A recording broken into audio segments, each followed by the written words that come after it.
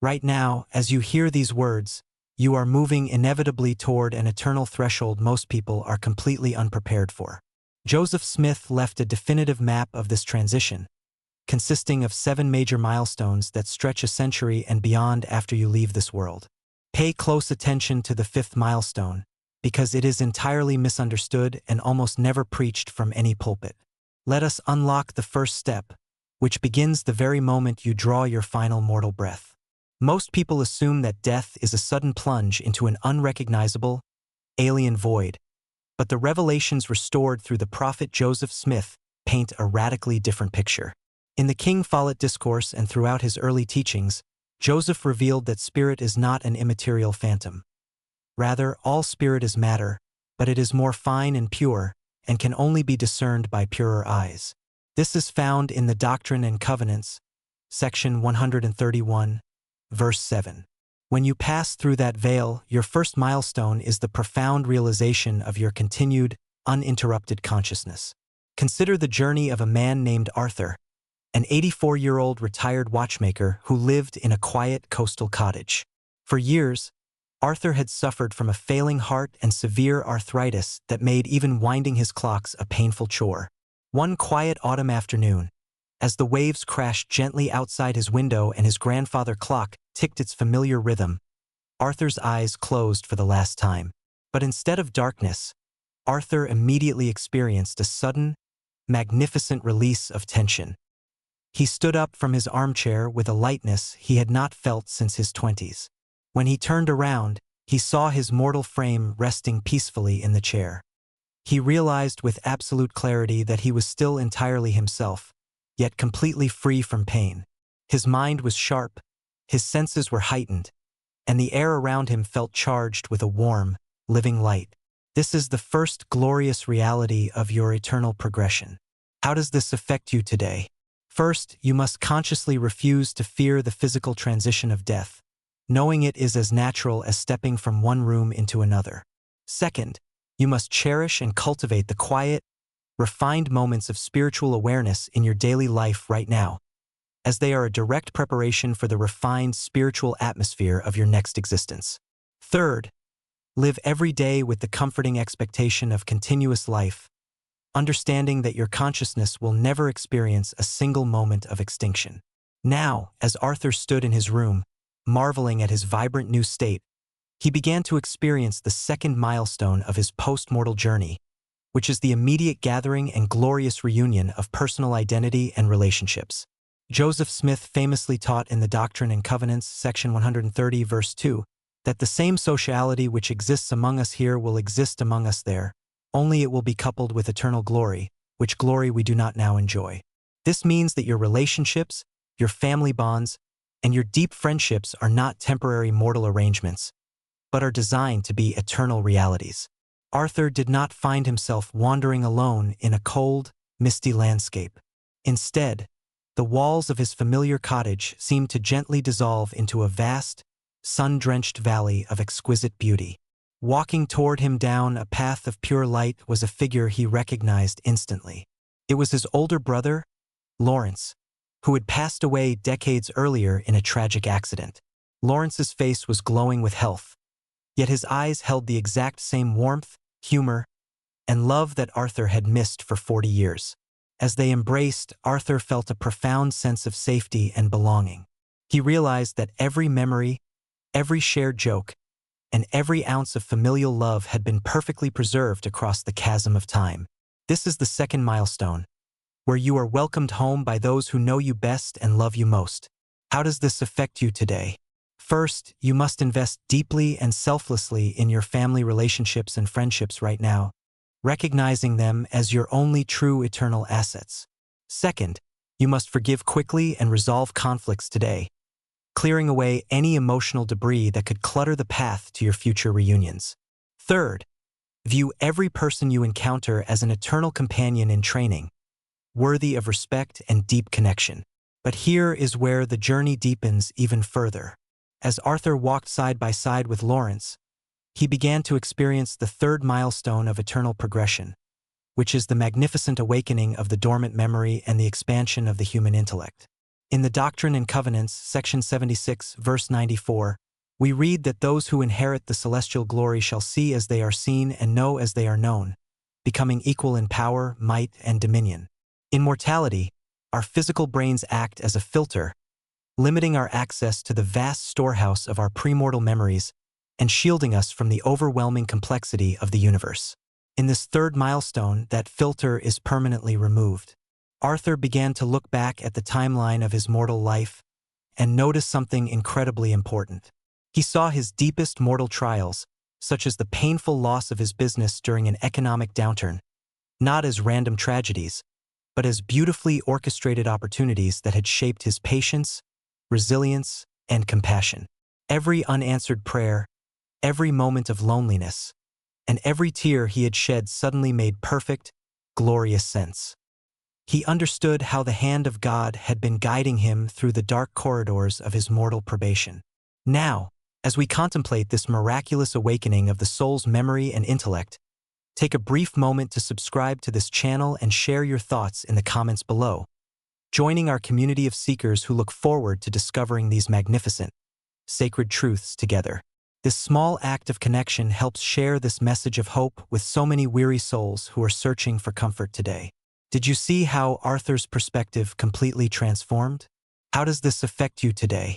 First, you must learn to trust the unseen hand of God behind your current challenges, knowing that what seems like a tragedy today will be revealed as a masterstroke of divine education tomorrow.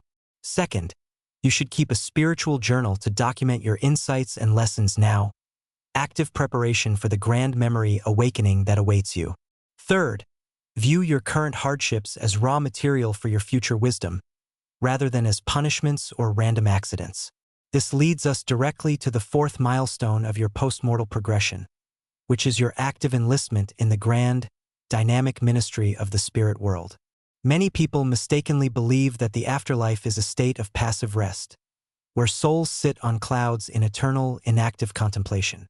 But Joseph Smith revealed that the spirit world is a bustling, highly organized sphere of intense activity and loving service. This truth is beautifully elaborated in the Doctrine and Covenants, section 138, which outlines how the righteous spirits are organized to preach the gospel of redemption to those who sit in darkness and under the bondage of sin. Consider the story of Beatrice, a quiet, dedicated primary school teacher who passed away in her middle years after a long battle with illness. Upon entering the spirit world, Beatrice did not find herself in a static waiting room. Instead, she was warmly welcomed by spiritual leaders and assigned to a magnificent educational sphere. She found herself standing before a gathering of souls who had passed away in confusion, fear, and spiritual ignorance during turbulent times in history. Using the very teaching skills, patience, and gentle empathy she had cultivated during her quiet mortal life, Beatrice began to teach them the principles of faith, repentance, and the infinite atonement of Jesus Christ. She watched as the light of understanding slowly dawned in their eyes, realizing that her entire mortal career had been a direct, divinely appointed rehearsal for this sacred, eternal ministry. How does this affect you today? First, you must actively develop your talents, teaching abilities, and spirit of service right now, knowing they are eternal tools designed for active use in the spheres ahead. Second, study the scriptures and deep spiritual truths not just for your own salvation, but with the conscious intent of preparing to teach them to others who are hungry for truth in the spirit world. Third, understand that your life today is a training ground for leadership and ministering, and every act of service you perform now is preparing you for your future eternal assignments.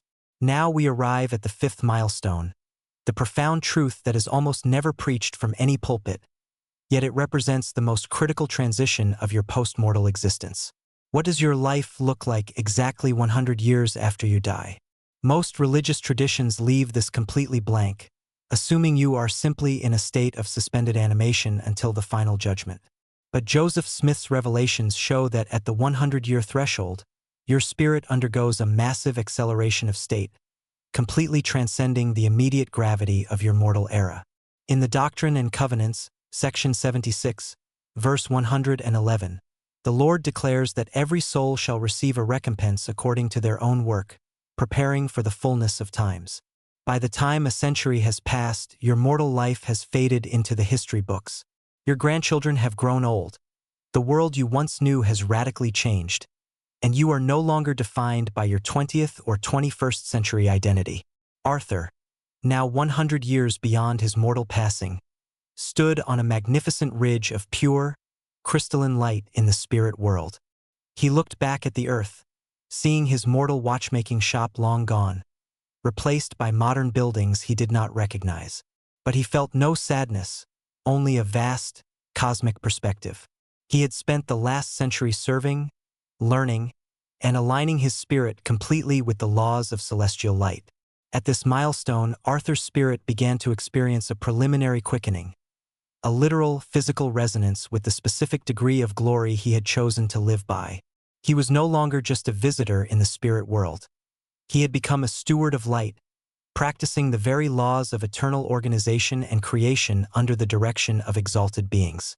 He was actively rehearsing how to govern spiritual elements, how to channel divine light, and how to minister to entire nations of spirits. This fifth truth, almost never preached, is that your spirit does not remain static. A century after death, you are actively functioning as an advanced agent of divine power, fully integrated into the governance of the cosmos. How does this affect you today? First, you must choose today which spiritual law you will live by, celestial, terrestrial, or telestial, because that law is slowly shaping your spiritual capacity right now. Second, do not anchor your identity in the passing trends, wealth, or social status of this temporary decade, but anchor it in the eternal principles of truth and charity. Third, begin practicing the self-discipline, focus, and divine love of a celestial being today, knowing that you are preparing to wield cosmic responsibility a century from now. But notice how this preparation leads naturally to the sixth milestone of your eternal progression, which is the physical and spiritual quickening of your senses in anticipation of the resurrection. Joseph Smith taught extensively that the spirit and the body are the soul of man, and the resurrection of the dead is the redemption of the soul. This is found in the Doctrine and Covenants, section 88, verses 15 through 17. A century or more after your passing, as your spirit becomes highly refined and completely aligned with celestial law, your connection to the physical elements of the universe begins to shift. Let us look at the experience of Clara, a woman who had passed away in the early 1900s. For over a century in the spirit world, she had labored diligently, growing in light, wisdom, and capacity. One day she felt a profound, rhythmic vibration deep within her spiritual form. It was not a physical sound, but a celestial frequency, a divine homing beacon aligning her refined spirit with the very dust of the earth she had left behind. Clara realized that her spirit had reached such a high state of organization that it was now ready to reclaim its physical tabernacle. But this time, it would be an immortal, incorruptible body, completely free from sickness, decay, and death. She felt an overwhelming anticipation, a deep, joyful physical pull toward the glorious morning of her resurrection, knowing that her body would soon rise from the earth, shining with the brightness of the sun. How does this affect you today? First, you must treat your physical body today with the highest level of reverence, cleanliness, and respect, viewing it as the sacred temple of your future resurrected glory. Second, strive to conquer physical addictions, lusts, and habits that weigh down your spirit, recognizing that your spirit must learn to govern your body completely to prepare for an immortal physical inheritance. Third, look forward to the resurrection not as a distant, abstract myth, but as a literal, tangible physical reality that will restore every hair of your head and every cell of your body to its perfect frame. This quickening of your physical and spiritual senses opens the door to the seventh and final milestone of your eternal progression, which is the dawn of deification and your active inheritance of joint heirship with Jesus Christ. In the Doctrine and Covenants, section 76, verses 58 through 62, the Lord reveals the ultimate destiny of those who overcome by faith. It says, "They are God's, even the sons of God, wherefore all things are theirs, whether life or death or things present or things to come, all are theirs and they are Christ's, and Christ is God's." This milestone represents the ultimate fulfillment of Joseph Smith's revelations on eternal progression. Consider the journey of Julian, a young father who had passed away centuries ago in a time of great poverty and hardship. After centuries of progression, learning, resurrection, and exaltation, Julian stood before a vast, unorganized expanse of the cosmos. Beside him was his eternal companion, and together, under the direction of the Father, they began to organize light, elements, and worlds. Julian realized that his mortal suffering, his poverty, and his early death were merely the brief, necessary schoolmaster that had taught him the depth of love, agency, and sacrifice required to become a creator. His eternal future was not one of idle worship, but of endless creation, parenting spirit children, and expanding the boundaries of the light throughout the universe. How does this affect you today? First, you must expand your mind daily by studying truth, science, history, and the laws of the universe, knowing that all true knowledge is an eternal asset. Second, reject the small, petty, and temporary thinking that limits your vision of who you are, realizing that you are literally a god in embryo. Third, act today with the dignity, integrity, and infinite charity of an heir to the divine kingdom, treating everyone you meet as a potential creator of worlds. Now, let us look closely at how this eternal timeline completely deconstructs the illusion of our temporal, mortal suffering. Joseph Smith received some of his most profound comfort while imprisoned in the dark, freezing cellar of Liberty Jail. In the Doctrine and Covenants, section 121, verses 7 and 8, the Lord spoke to his soul, saying, My son, peace be unto thy soul. Thine adversity and thine afflictions shall be but a small moment, and then, if thou endure it well, God shall exalt thee on high. When you look back at your mortal life from the vantage point of a century of glory, the perspective changes entirely. Consider the story of Evelyn, a woman who spent 70 years of her mortal life confined to a wheelchair, struggling with a painful, degenerative disease that made even speaking difficult. A century after her passing, Evelyn was running through fields of celestial light, her voice joining in the magnificent choirs of the saints, and her mind orchestrating complex works of spiritual creation. When she looked back at her 70 years of paralysis, she did not see it as a tragedy or an injustice. Instead, she saw those 70 years as a brief, beautiful night spent in a challenging but necessary schoolhouse. A tiny, passing moment that had polished her soul, taught her the value of movement, and filled her heart with an infinite capacity for empathy and joy. How does this affect you today? First, you must maintain an absolute eternal perspective in the midst of your physical and emotional suffering, knowing that your trials are strictly temporary. Second, recognize that your current physical limitations are designed to teach you lessons that could be learned in no other way, acting as a divine contrast to maximize your future joy. Third, praise God even in the midst of your challenges, trusting that the dawn of your deliverance is already beautifully prepared. This brings us to the magnificent architecture of the unseen spheres, which Joseph Smith mapped out with such breathtaking detail in the vision of the degrees of glory. In the Doctrine and Covenants, section 76, we learn that the postmortal world is not a chaotic, disorganized mass of souls, but a beautifully structured universe of light, order, and progress. There are distinct divisions and kingdoms, yet they are not locked prisons. Rather, there are beautiful pathways and ministering angels who travel between the spheres to lift, teach, and guide every soul upward. Consider the story of Silas, a man who passed away in deep confusion and doubt, burdened by unresolved questions and a life filled with mistakes. Upon entering the postmortal world, Silas found himself in a peaceful, quiet sphere of progress, matching his spiritual state. He was not abandoned or punished. Instead, he was visited by messengers of light from the higher celestial spheres. Gentle, loving teachers who sat with him, patiently answered his deep questions, and guided him step by step toward a fuller understanding of truth. Silas realized that the entire postmortal architecture was designed not for condemnation, but for redemption, education, and ultimate progression. How does this affect you today? First, you must never lose hope for your loved ones who pass away in doubt, struggle, or spiritual confusion, knowing that the mercy of God and the teaching ministry of the spirit world continue working long after death. Second, become a messenger of light, comfort, and hope in your own community today, practicing the very ministry you will perform in the spheres ahead.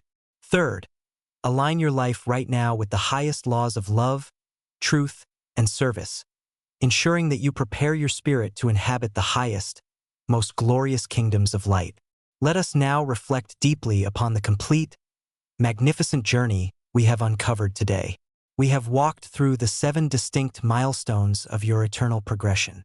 We began with the first milestone, the initial detachment from the physical body, where you experience the sudden, joyful release of pain and the realization of your vibrant, continued consciousness. Then, the second milestone, the glorious reunion of your personal identity and relationships, where you are welcomed home by those you loved in mortality.